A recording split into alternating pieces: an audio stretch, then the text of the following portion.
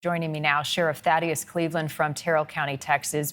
Really eye-opening special report, Crisis at the Border, on Dan Abrams live last night. And hearing that interview and hearing him say, no one is coming to protect you, the cartel is in control. You live and breathe this every day. Would you agree?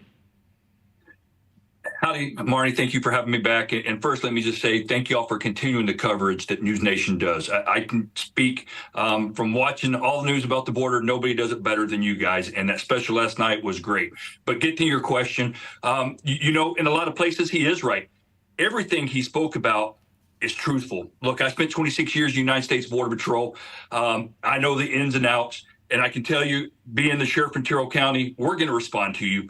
Unfortunately, not all sheriff's offices in Texas are participating like they should be with Governor Abbott's Operation Lone Star.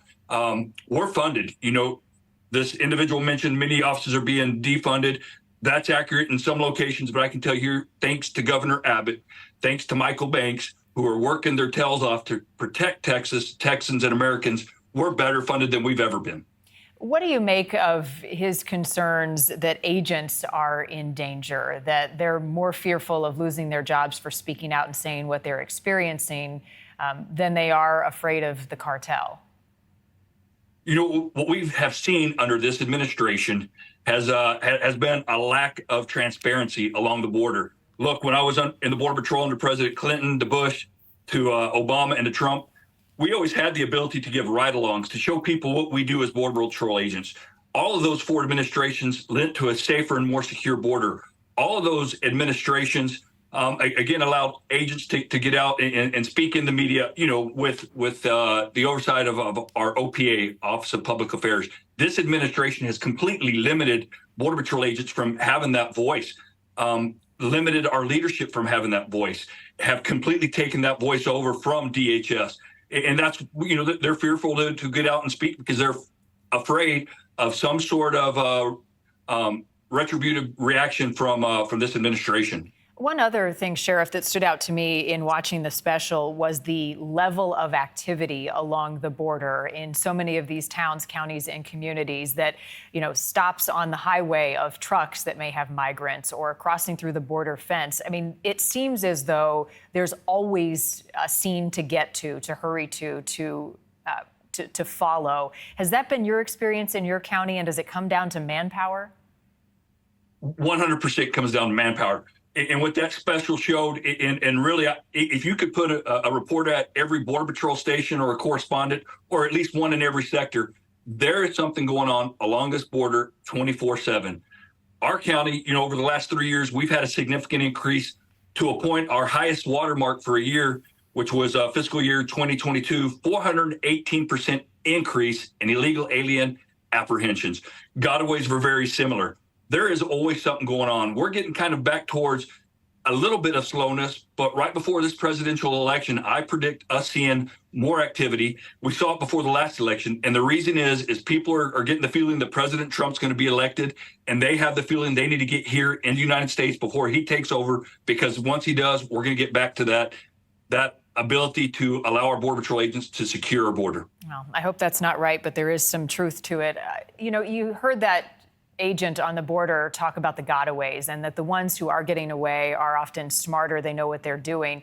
Do you agree that there's more concern with the illegal immigrants crossing who and what they are capable of and how they're able to get through and get away? And most definitely. But you look at what this administration has created with the asylum seekers, letting the world know, come to the United States, we're going to let you in. Most of those countries don't have databases like we do to be able to identify criminal aliens. We're just letting them in, and we don't know who these people are. But yes, when you look at the gotaways, here in my county, in the station I commanded for the last 11 years before becoming sheriff, we always had about a 50-50 percentage. We'd catch about 50% and actually lose just about a little bit more. When you don't know who those people are, yes, that's concerning.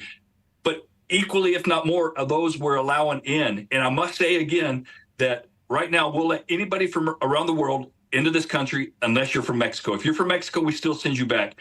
If the president of Mexico was serious about border security and really wanted to take care of his people in Mexico, I think he would be doing a lot more and be willing to work a lot more with the United States on policies to help his people come to this country legally and provide the work that we need. And one more quick question. Brian Enton pointed this out in his coverage last night, that there are some Americans who are being paid and benefiting financially by giving rides to helping illegal immigrants cross the border. Are you seeing that play out as well? And what's your concern there? Most definitely. Again, most of the smugglers we see come into our county come from Houston, Dallas, Fort Worth, San Antonio, Austin, and even states from beyond that.